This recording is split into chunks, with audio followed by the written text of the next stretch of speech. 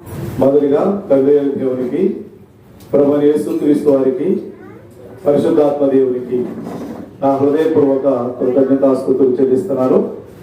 అలాగే చేరికూడిన మీకును నెట్ వీక్షిస్తున్నటువంటి బిడ్డలందరికీ కూడా ప్రభువైన యేసుక్రీస్తు వందనాలు తెలియజేస్తున్నాను. చిన్న ప్రార్థన చేసుకుందాం. మహోన్నతుడా, మహాగణుడా, మహాపరిశుద్ధుడా, నీ ఉన్నతమైన ప్రశస్తమైన నామానికి మా హృదయపూర్వక కృతజ్ఞతాస్తుతులు స్తోత్రములు తెలియజేస్తున్నాం. ప్రభా, వ్రాయబడి నీ మాటల్లోని విలువైన సంగతులను గ్రహించడానికి నీ పరిశుద్ధాత్మ నడిపింపును సహాయమును మాకు అనుగ్రహించమని కోరుకుంటూ మా ప్రభు అయిన క్రీస్తు వారి పేరుని ప్రార్థన అడుగుచున్నాము తండ్రి, ఆమేన్. ప్రియులారా, మరి ఈరోజు మన మిగిలిపోయినటువంటి ఒక పాఠాన్ని మనం నేర్చుకుందాం. క్రిస్మస్ అనేటువంటి ఆ టాపిక్ లో భాగంగా దాని యొక్క నిజమైనటువంటి అర్థం, నిజమైనటువంటి పరమార్థాన్ని మనం ఆలోచన చేద్దాం. ముందుగా మరి క్రిస్మస్ అనేది కాదు, క్రైస్ట్ మాస్ అనేది కరెక్ట్ వర్డ్. క్రైస్ట్ మాస్ అంటే క్రైస్ట్ అనగా క్రీస్తు, మాస్ అనగా ఆరాధన. మరి క్రిస్మస్ అనగానే పుట్టుక అని చాలా మంది అనుకుంటున్నారు. క్రీస్తు పుట్టాడు అంటే బైబిల్లో వ్యవహారిక భాషలో రాయబడినటువంటి తెలుగులో పుట్టడం అనేటువంటి, పుట్టుక అనేటువంటి వ్యవహారిక భాషలో వాడారు. కానీ అస్సలు శిశులైన అర్థం ఏంటంటే ఆయన ఈ లోకానికి వచ్చాడు అనేది కరెక్ట్ వర్డ్. కనుక ఈ లోకానికి వచ్చిన రోజున ఆరాధన అనేది ఆయన పేరట ప్రారంభమైంది. మాస్ అనగా ఆరాధన. క్రైస్ట్ అంటే క్రిస్టోస్ అనేటువంటి గ్రీకు పదం నుండి, క్రిస్టోస్ అంటే దాని తెలుగు అర్థం ఏంటంటే అభిషేకించబడినవాడు, అభిషేకించబడినవాడు. మాస్ అనేది లాటిన్ భాష. మాస్ అంటే తెలుగులో ఆరాధన అని అర్థం. అంటే క్రీస్తు యొక్క ఆరాధన. అది సంవత్సరానికి ఒకసారి జరుపుకునేది కాదు. కానీ ఈ డిసెంబర్ మాసంలో ఈ యొక్క క్రిస్మస్ యొక్క సంబరాలు ఉంటాయి కనుక ఎక్కువగా మరి యొక్క సందర్భాలను పురస్కరించుకునే వారు చెబుతూ ఉంటారు. వాస్తవానికి బైబిల్లో మనకు పుట్టెను అనేటువంటి పదం, క్రీస్తు నేడు పుట్టెను, లేదా దావీదు పట్టణమందు నేడు రక్షకుడు మీ కొరకు పుట్టి ఉన్నాడు అనేటువంటి పదజాలన్నీ కూడా దీని వెనక మూల భాష అయినటువంటి హీబ్రూ కానీ, గ్రీకు కానీ, లాటిన్ కానీ, ఈవెన్ ఇంగ్లీష్ కానీ. ఇందులో పుట్టిన ఉండదు, బోర్న్ అనేటువంటి పదం అక్కడక్కడ రాశాడు. కింగ్ జేమ్స్ వెర్షన్ లో మనం చూస్తే కొన్ని చోట్ల రాయబడింది బోర్న్ అని, BORN అని. కానీ ఎక్కువగా క్రైస్ట్ కేమ్ అని రాయబడింది. కేమ్ అంటే వచ్చాను, ఈ లోకానికి వచ్చాడు. ఒకసారి రోమిలకు రాసిన పత్రిక 9వ అధ్యాయము 5వ వచనాన్ని మీరు చూడగలిగితే, రోమిలకు రాసిన పత్రిక 9వ అధ్యాయము 5వ వచనం, పితరులు వీరువారు శరీరమును బట్టి క్రీస్తు వీరిలో పుట్టెను, ఈయన సర్వాధికారి అయిన దేవుడై ఉండి నిరంతరము స్తోత్రార్హుడై ఉన్నాడు. ఆమేన్. ఇక్కడ శరీరమును బట్టి క్రీస్తు వీరిలో పుట్టెను. ఇంగ్లీష్ బైబిల్ మీరు చూస్తే క్రైస్ట్ కేమ్ అని ఉంటుంది, బోర్న్ అని ఉండదు. అంటే ఆయన ఈ లోకానికి వచ్చిన రోజు, ఆయన నిత్యుడు, నిత్యత్వంలో ఉన్నవాడు. ఆయన ఒక చోట నుండి ఒక చోటకి బదిలీ అయ్యాడు అని చెప్పాలి. ఎందుకంటే చాలా మంది మీ యేసు ప్రభు 2023 సంవత్సరాల క్రితం వాడి ఆయన మొన్న వచ్చాడు అని చాలా మంది తప్పుడు కోతలు, కారు కోతలు కోస్తున్నారు. కానీ యేసుక్రీస్తు మొన్నొచ్చిన వాడు కాదు, నిన్నొచ్చిన వాడు కాదు. ఆయన పరలోకంలో దేవుడై ఉండి, వాక్యమైన దేవుడై ఉండి, శరీరాన్ని ధరించుకొని వచ్చిన సంవత్సరాలు ఏంటంటే 2023 సంవత్సరాల క్రితం ఆయన వచ్చాడు అనేటువంటి భావజాలం ఉంది. ఒకసారి మనం బైబిల్లోకి వెళ్ళి చూడగలిగితే యోహాను సువార్త 8వ అధ్యాయము 57, 58. ఆయన నెవర్ చేంజింగ్ వన్, ఆయన మార్పు లేని వాడిగా ఉన్నాడట. అలాగే ఎవర్ లాస్టింగ్ వన్, ఆయన చావు లేని వాడిగా ఉన్నాడు అని నిత్యత్వం ఉన్నటువంటి ఆయన ఏమంటున్నాడు ఒకసారి చూడండి. ఆనాటి శాస్త్రులు పరిచయం కూడా యేసుక్రీస్తు వారిని, ఏంటి నీకు 56 సంవత్సరాలైనా లేవు, నువ్వు అబ్రహాం పుట్టక మునిపే ఉన్నావా అని అడుగుతున్నటువంటి సందర్భాలు చదవండి ఒకసారి. అందుకు యూదులు, నీకింకను 50 సంవత్సరములైన లేవే. ఎందుకంటే యేసుక్రీస్తు వారికి అప్పటికి 30 years. స్వార్థ ఎప్పుడు ప్రారంభించాడు?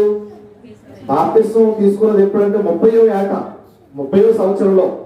30వ సంవత్సరం నుంచి ఆయన ఏం చేస్తున్నాడు? సువార్త ప్రకటిస్తున్నాడు. ప్రకటిస్తున్నప్పుడు మీ అబ్రహాం గురించి గొప్పలు చెప్పుకుంటున్నారు. అబ్రహాం మా తండ్రి, అబ్రహాం మా పితల్లో వాడు, అబ్రహాం చెబితే మేము అంటాం, మేము అబ్రహాం సంతానం అని చెప్పుకుంటున్న వీళ్ళపై అప్పుడు అన్నాడు, అబ్రహాము నన్ను చూడాలనుకున్నాడు, నా దినం చూడాలనుకున్నాడు, చూసి ఆరాధించాడు అంటే అప్పుడు అన్నారు యూదులు, ఏంటి అబ్రహాం చూచావా నువ్వు అంటే వాళ్ళ కళ్ళ మధ్య ఎప్పుడు పుట్టాడు ఆయన? 30 సంవత్సరాల క్రితం పుట్టాడు కదా. యూదులు కళ్ళ ముందు ఎప్పుడు పుట్టాడు? 30 సంవత్సరాల క్రితం.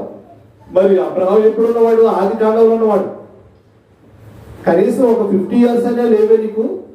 నువ్వు యేసు ప్రభుని చూచావా? నువ్వు అబ్రహాముని చూచావా? ఏంటి అసలు అని వాళ్ళు అడుగుతున్నప్పుడు ఆయన ఏమంటారు చూడండి. ఆయనతో చెప్పగా యేసు అబ్రహాము పుట్టక మునిపే అంటుంది. అంటే ఈయన ఎక్కడి నుండో ఇక్కడికి వచ్చాడు. యేసుక్రీస్తు వారు ఎక్కడి నుండో ఇక్కడికి వచ్చాడని చెప్పకనే లేఖనాలు చెబుతున్నాయి. ఆయన అంటున్నాడు, అబ్రహాము పుట్టక మునిపే ఉన్నాను, నీతో నిశ్చయముగా చెప్తున్నాను. కాబట్టి వారు ఆయన మీద చాలు. అయితే ప్రియమైన దేవుని పిల్లలారా, అబ్రహాము పుట్టక మునిపే ఉన్నాడు అంటున్నాడు. అంటే నిత్యుడైనటువంటి వాడిగా, నిత్యత్వంలో ఉన్నవాడిగా, అంటే చావు పుట్టుకలు లేనివాడిగా యేసుక్రీస్తు వారు ఉన్నారు. అది పుట్టుక అంటే మనకు వ్యవహారిక భాషలో ఇలా రాయబడింది తప్ప వాస్తవానికి మూల గ్రంథాల్లో అలా రాయలేదు. ఆయన వచ్చాడు. ఎలా వచ్చాడు? తల్లి గర్భంలోనికి వచ్చాడు, మరియ గర్భంలోనికి ఆయన వచ్చాడు. ఆయన వచ్చినట్టుగానే బైబిల్ చెప్తుంది తప్ప ఆయన పుట్టినట్టుగా ఆయన పుట్టుక లేదు. చావు పుట్టుక లేనివాడు దేవుడు. కాబట్టి ఇకపోతే దేవునికి పేరు ఏంటంటే యావే అనేటువంటిది. ఆయన అన్నాడు, నేను ఉన్నవాడను అనువాడనై ఉన్నాను. హీబ్రూలో ఉంటుంది యావే అని. యావే అనే మాటకు అర్థం ఏంటంటే సెల్ఫ్ ఎగ్జిస్టింగ్ వన్. ఆయన తను తాను ప్రత్యక్షపరచుకునేవాడు, తను తాను అడ్జస్ట్ అయ్యేవాడు. తర్వాత ఎవర్ లాస్టింగ్ వన్ అనగా ఆయన చావు లేనివాడు.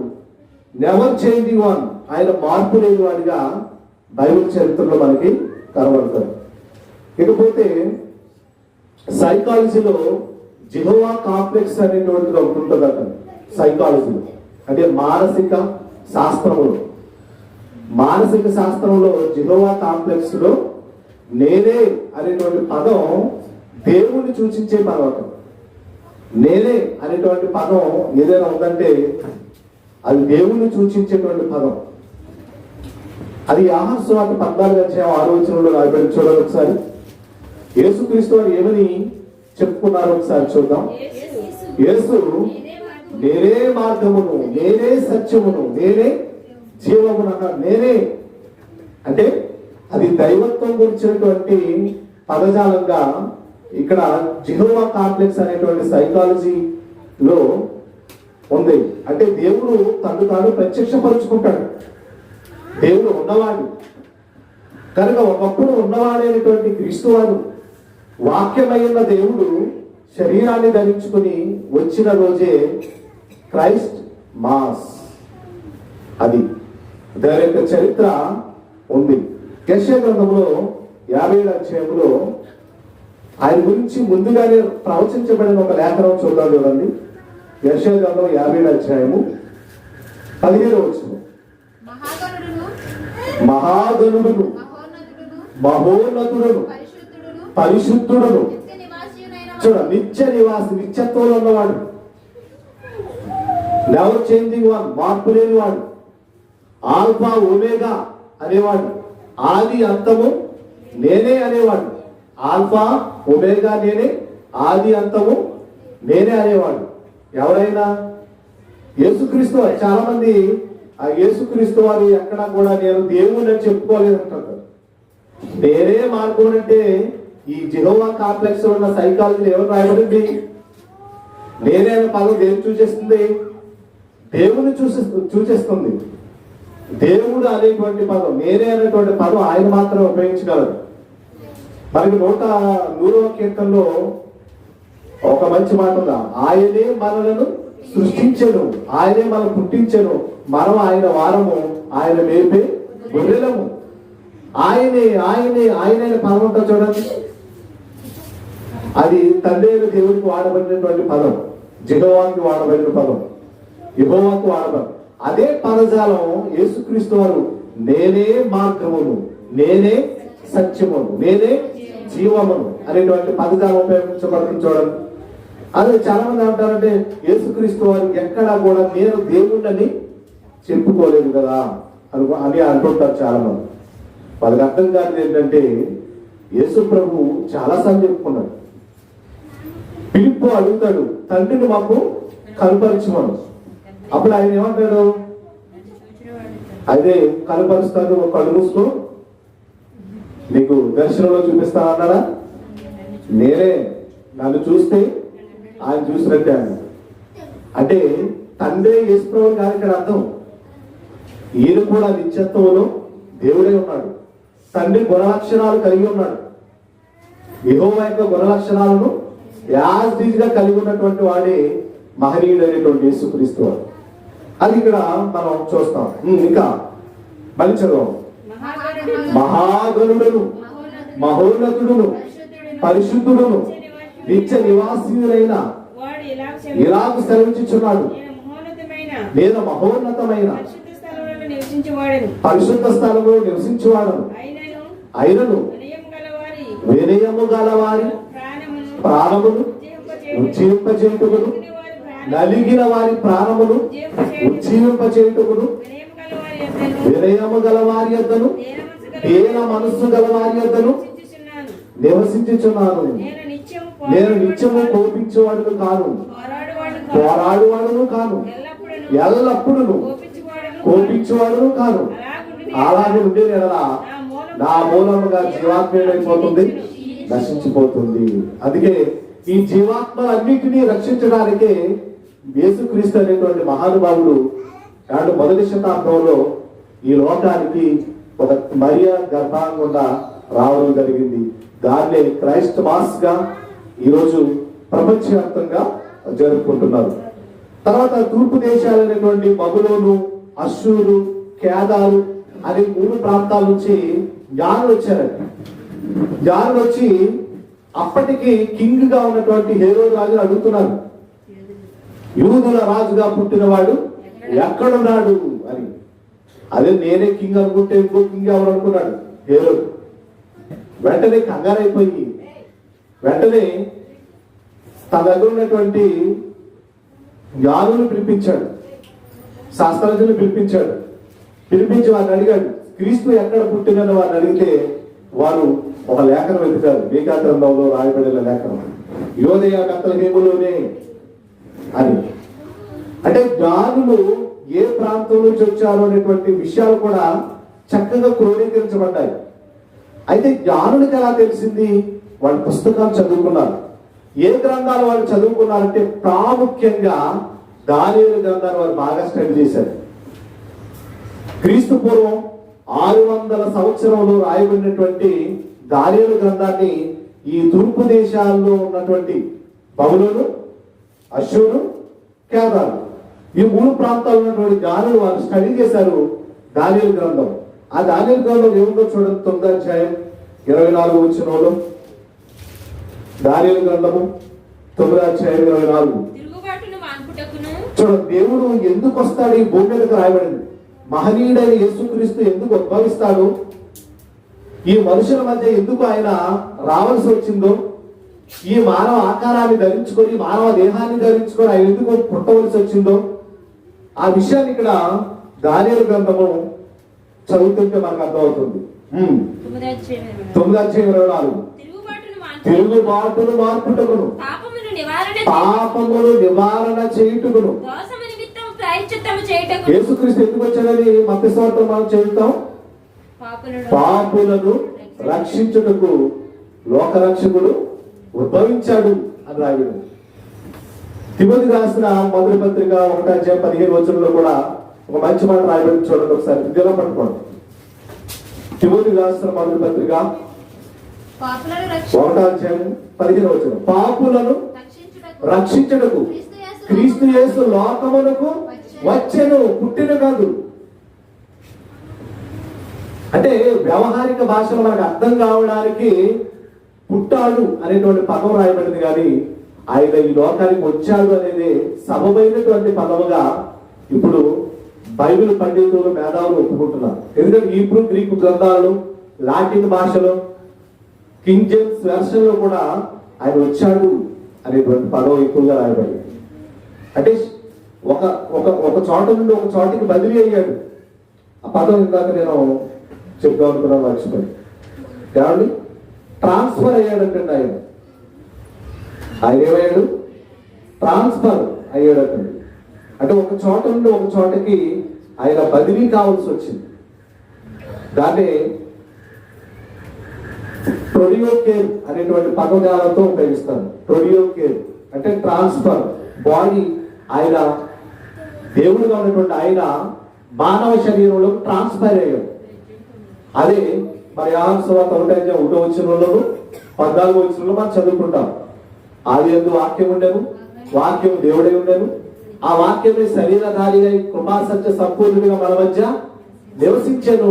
వాక్యమైన దేవుడు శరీరాన్ని, దేహాన్ని ధరించుకోవాల్సి వచ్చింది. ఎందుకు ధరించుకోవాల్సి వచ్చిందంటే తన పిల్లలమైన మనము రక్త మాంసాల్లో ఉన్నాం కనుక, రక్త మాంసాల్లో ఉన్నటువంటి మన కోసం ఆయన రక్త మాంసంలోకి రావాల్సి వచ్చింది అనేటువంటి పదం.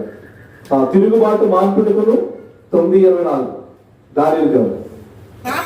పాపమును నివారణ చేయుటకును, దోషము నిమిత్తమును ప్రాయశ్చిత్తము చేయుటకును, యుగాంతం వరకు ఉండునట్టి నీతిని బయలుపరచుటకును, నీతిని స్థాపించడానికి వచ్చాడట.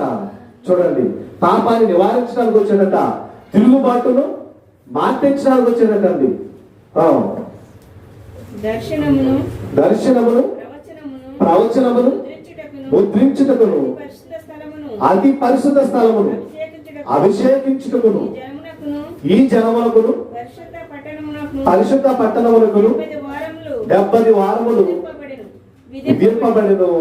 ఆ 70 వారాల కంప్లీట్ అయిన తర్వాతే రోమీల పరిపాలనలో మహనీయుడైన యేసుక్రీస్తు యొక్క రాక జరిగింది భూమి మీద. అప్పుడే వచ్చాడండి ఆయన. కాబట్టి లేకపోతే తిరుగుబాటును మార్పించడానికి ఈరోజు ఐక్యరాజ్య సమితి సరిపోతుందా అంటే సరిపోదండి. చాలా దేశాల మధ్య ఒప్పందం కుదిర్చి రాజీ చేస్తున్నారు. అది ఎంతవరకు? చేతులు కలుస్తాయి కానీ మనసును కలవు కదా. కాబట్టి ఒక సామెత ఉంది, నోటి నిండా పళ్ళు కడుపు నిండా కుళ్ళు ఉందట. నోటి నిండా ఏమున్నాయి? మా పళ్ళుతో చక్కగా మనం కలిసే ఉందా అంటారు. లోపల నిన్నెప్పుడు లేపేద్దాం అనుకుంటాను. ఇగో వేటపాలెంలో వేట గొడవలతో మరి తలకాయ దిగిపోయి మామూలుగా లేదు. మన జేమ్స్ గారు అంటే చూడండి, దేని కోసం అంటే స్థల వివాదం కోసం, స్థలం కోసం ఏకంగా చంపేసుకుంటారంట ఒకళ్ళొకరు. ఎంత భయంకరమైనటువంటి పరిస్థితులు! ఏంటి వివాదాలు, ఏంటి పరిస్థితులు? మీరు ఆలోచించండి. దైవత్వం లేక, దైవ జ్ఞానం లేక, దేవుని గురించి మనిషి తెలుసుకోక. కాబట్టి మనిషి జీవితంలో 2 ప్రాముఖ్యమైనటువంటి దినాలు ఉన్నాయి. ఒకటి పుట్టినరోజు. రెండవది తాను ఎందుకు పుట్టాడు తెలుసుకున్న రోజు. తన జన్మ పరమార్థం వాడికి తెలిసిన రోజు, అది ప్రాముఖ్యమైనది. దేవుడు తాను ఎందుకు పుట్టించాడు, తన జన్మ వెనుక పరమార్థం ఏంటో, తన పుట్టుక వెనుకున్న పరమార్థం ఏంటో తెలిసిన రోజు నిజంగా మనిషి పునీతమవుతాడు. ఆ మనిషి దేవుడి దగ్గరికి రాగలుగుతాడు. ఇకపోతే మత్తయి సువార్త, ఆయన ఆవశ్యకత ఏముంది, యేసుక్రీస్తు ఈ లోకానికి రావలసినటువంటి ఆవశ్యకత ఏముంది అనేది మనం చూస్తే, ఆయన సత్యాన్ని స్థాపించడానికి వచ్చాడు. ఈ బోధకు ఎందుకు వచ్చాడు? సత్యాన్ని స్థాపించడానికి వచ్చాడు. మత్తయి సువార్త 22వ అధ్యాయం 16వ వచనంలో యేసు యొక్క వ్యక్తిత్వాన్ని మనం చూస్తే, బోధకుడా నీవు సత్యవంతుడవై ఉండి, మొదటి శతాబ్దంలోనే ఆయన సత్యాన్ని స్థాపిస్తున్నాడని ఆనాటి సమాజానికి అర్థమైపోయింది. నీవు సత్యవంతుడవనియు దేవుని మార్గమును సత్యముగా బోధిస్తున్నాడంటే, సత్యవంతుడు ప్లస్ ఆయన ఏం చేస్తున్నాడు, దేవుని మార్గాన్ని ఎలా బోధిస్తున్నాడు, సత్యంగానే బోధిస్తున్నాడు. నీవు ఎవరిని లక్ష్య పెట్టవనియు, మొదటి శతాబ్దంలో ఎవరిని లక్ష్య పెట్టలేదండి ప్రభువారు. ఎవరిని లక్ష్య పెట్టలేదు ఆయన. నీవు ఎవరిని లక్ష్య పెట్టవనియు, మోమాటం అసలు లేదు.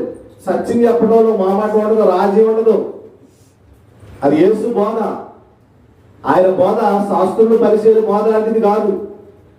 అందుకే ఆ రోజు ఆనాటి ప్రపంచం నుండి ఈనాటి ప్రపంచం వరకు ఆయన బోధకు ఆశ్చర్యచరితులు అవుతున్నారు.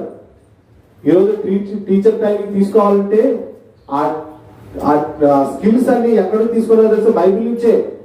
యేసు బోధించిన బోధనా విధాల నుంచే బోధించేటువంటి బోధనా పద్ధతులను, యేసు బోధించిన బోధనా పద్ధతులను అవలంబించి ఈరోజు స్కిల్స్ తీసుకున్నారు చాలా మంది.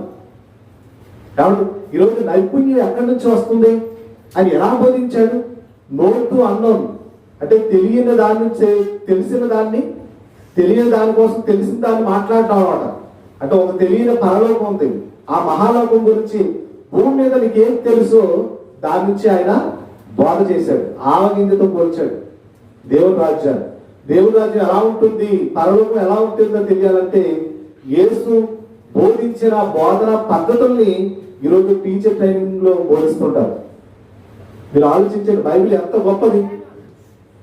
ఆయన మోమాటం లేనివాడు, ఎవరిని లక్ష్య పెట్టనివాడు, సత్యాన్ని స్థాపించడానికి ఈ లోకానికి వచ్చినవాడు, సత్యాన్ని బోధించినవాడు.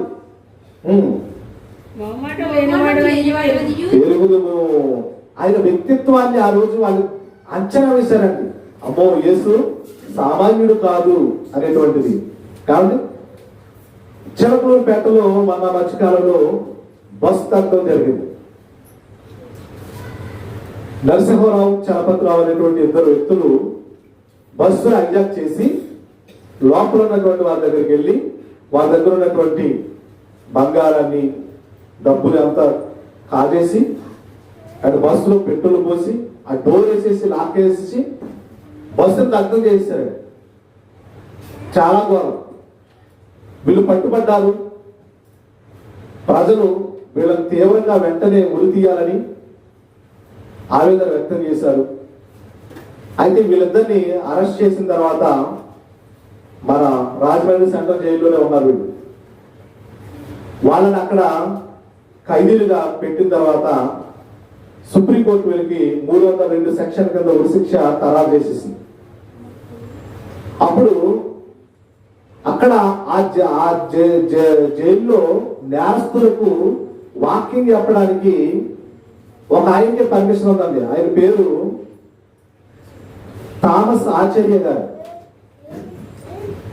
ఆయన ఖైదీలకు వాకింగ్ చెప్పడానికి, స్వార్థ చెప్పడానికి పర్మిషన్ ఆయనకు ఒక్కరిగా ఉంది ఆ ప్రాంతంలో. ఆయన వచ్చి ఖైదీలందరికీ వాకింగ్ చెప్తున్నప్పుడు యేసు ప్రభువునికి వచ్చినటువంటి బోధ వాళ్ళకి చేస్తున్నాడు.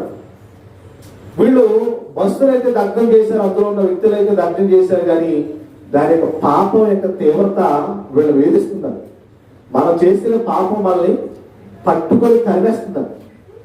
సంఖ్యాకాండం 32 అధ్యాయము 23 వచనంలో ఆ మాట రాయబడింది.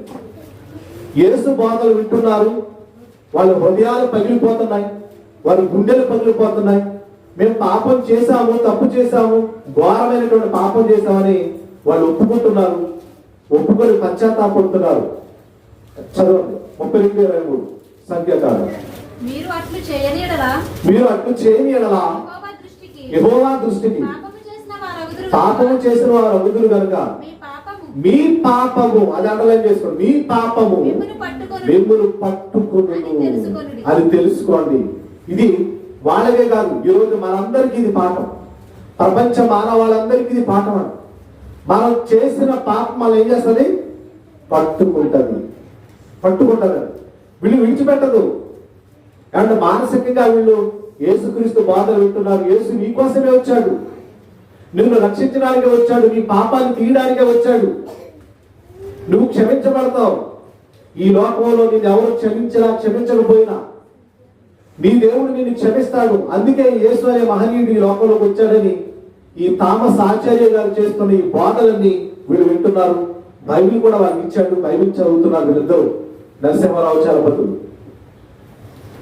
అప్పుడు వీళ్ళు మార్పు అనేది వచ్చింది, పశ్చాత్తాపం అనేది వచ్చింది. అయితే 302 సెక్షన్ కింద ఉరి శిక్ష ఖరారు చేశారు కదా, ఆ డేట్ దగ్గరకు వచ్చేసింది. ఆ ఉరి శిక్ష సంబంధించినటువంటి అన్ని వాళ్ళు రెడీ చేసుకున్నారు. తలారి సిద్ధంగా ఉన్నాడు. ఉరికంబానికి ఎక్కబోయే ముందు అవన్నీ ప్రాక్టీస్ చేస్తారన్నమాట. ఎలా మళ్ళీ ఒకవేళ మధ్యలో ఎలాంటి పరిస్థితులు రాకూడదని అవన్నీ ప్రాక్టీస్ చేశారు. అవన్నీ చక్కగా ఉన్నాయి, మిషన్లు అన్ని బాగా పనిచేస్తున్నాయి. ఇప్పుడు వీళ్ళ ఖైదీలు ఎవరైతే ఉన్నారో వీళ్ళ దగ్గరికి వెళ్ళారు. రేపే మీకు శిక్ష ఖరారు చేస్తున్నారు కనుక ఈరోజు మీకు ఆఖరి కోరిక, చివరి కోరిక ఏమంటే చెప్పండి అంటే వాళ్ళిద్దరూ అన్నారు, మేము బాప్తిసం తీసుకుంటామని. మేము బాప్తిసం తీసుకుంటాం అనగానే వెంటనే థామస్ ఆచార్య గారిని పిలిపించారు. పిలిపించి ఏమండి థామస్ ఆయన పిలిపించి వెంటనే వీళ్ళకి బాప్తిసాలు ఇప్పించారు.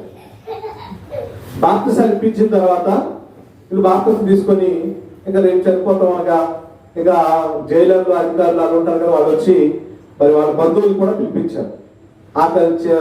కడసారి చూపుగా చూసుకోవడానికి వాళ్ళ బంధువులు వచ్చారు, వాళ్ళతో ఏడ్చుకున్నారు, మరి బాధపడ్డారు. సరే వీళ్ళైతే మేము సంతోషంగా ఉన్నాం, మేము చేసిన పాపానికి చట్టం మాకు శిక్ష విధించింది కనుక హ్యాపీగా వెళ్ళిపోతాం, ఎందుకంటే మేము అలాగే బాప్తిసం తీసుకున్నాం కనుక మా ప్రభు మమ్మల్ని రక్షిస్తాడు అని వీళ్ళు హ్యాపీగా ఉన్నారు, పాటలు పాడుకుంటున్నారు.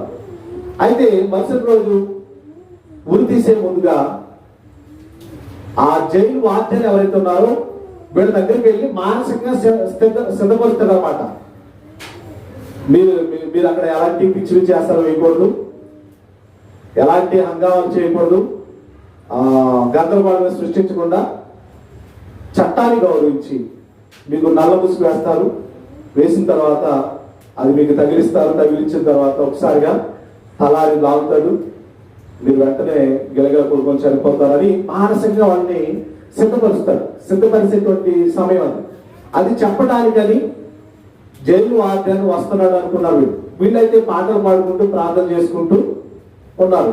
అయితే జైలు వార్డెన్ వచ్చిన తర్వాత ఈ మాటలు చెప్తారు అనుకొని వాళ్ళు ఏం చేశారంటే, మేము సిద్ధంగా ఉన్నాం, మీరు మమ్మల్ని మానసికంగా ఏం సిద్ధపరచకూడదు, యేసుక్రీస్తుని గురించిన బోధ మాకు అర్థమైంది, మేము ఎంత పాపాత్ములు మాకు అర్థమైంది, మా పాపక్షేమాపణతో మేము బాప్తిసం పొందాం కనుక మీరు మమ్మల్ని ఏమి మానసికంగా సిద్ధపరచకూడదు, మేము చావుకు రెడీ, ఉరికంబానికి ఎక్కడం రెడీ అని వాళ్ళు అనగానే జైలు వార్డెన్ అన్నాడట, ఇదిగో రాష్ట్రపతి నుంచి ఆర్డర్ వచ్చింది మిమ్మల్ని ఉరి రద్దు చేయమని, మిమ్మల్ని విడుదల చేయమని అని. నిజంగా అసలు ఆ సీన్ చదివినాక మామూలుగా లేదండి ఆనందం. మొన్న ఇక్కడ చిలకలూరుపేట మా దగ్గరలో జరిగింది.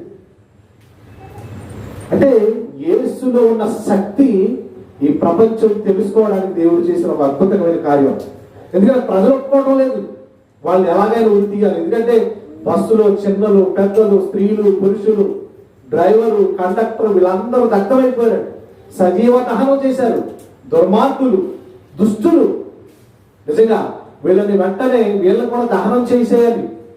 అలాంటి పరిస్థితులు వీళ్ళు అక్కడికి వెళ్ళడం ఏంటి, ఆచార్య థామస్ ఆచార్య గారు వాళ్ళకి స్వార్థ ప్రకటించడం, ఆ స్వార్థను వీరు మారు మనసు పొంది బాప్తిసం పొందడం, వీళ్ళకి ఉరివద్ద అయిపోవటం, విడుదల కావడం అంత వండర్ కదండి. అది యేసు ప్రభులోనే సాధ్యమవుతుందండి. దేవుడు మాత్రమే చేయగలిగినటువంటి అద్భుతమైనటువంటి కార్యక్రమాలండి. కనుక ప్రపంచమంతా ప్రభుని నమ్మాలని మనం తెలుసుకోవాలి. ఈ ప్రభుని మనం ప్రకటించడంలో ఒక్క డిసెంబర్ నెలే కాదు, కానీ మన జీవిత కాలం అంతా మన ప్రభువుని ప్రకటించేటువంటి పనిలో మీరు, నేను, వింటున్న నడిపించేస్తున్న ప్రతి ఒక్కరూ ఉండాలని, మహనీయుడైనటువంటి యేసుక్రీస్తు గురించినటువంటి బోధలు సమాజానికి ఎంతో అవసరమని మీకు తెలియజేస్తూ